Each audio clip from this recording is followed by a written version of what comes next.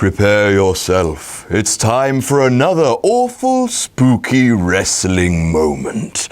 Watch if you dare.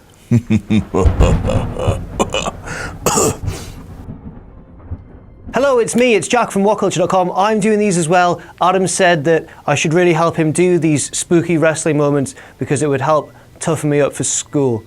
Now let's take a look at the extra spooky feud, I'll get the hang of that, between Randy Orton and The Undertaker in 2005. At SummerSlam 2005, Cowboy Bob Orton disguised himself as a f***ing mark, jumping the guardrail like a fan and helping his son Randy defeat The Undertaker. Needless to say, this sort of trickery didn't go down too well with the dead man, who embarked on a long, psychologically draining feud for both him, Randy, and the audience, which lasted for most of the rest of the year. The dead man dug into every trick in his spooky book of tricks.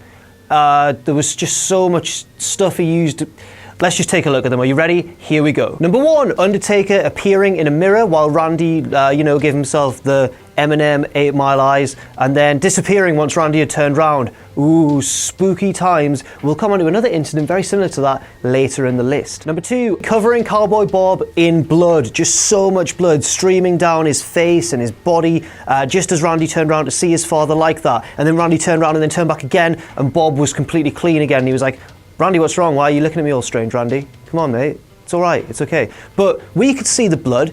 Was that meant to be just, were we inside Randy's head? The audience, come on, WWE, get your together. But the best trick that The Undertaker played in this feud by far was possessing Josh Matthews. The backstage reporter was in the midst of an interview with the dead man when suddenly he began talking in The Undertaker's low voice. I can't really do a manly voice, but neither can Josh Matthews, rest assured, because that was edited in later on very, very clearly. It would have been a very effective and terrifying method of storytelling and psychological, thrills, were it not for the fact that we were expected to believe that Josh Matthews had been possessed by The Undertaker.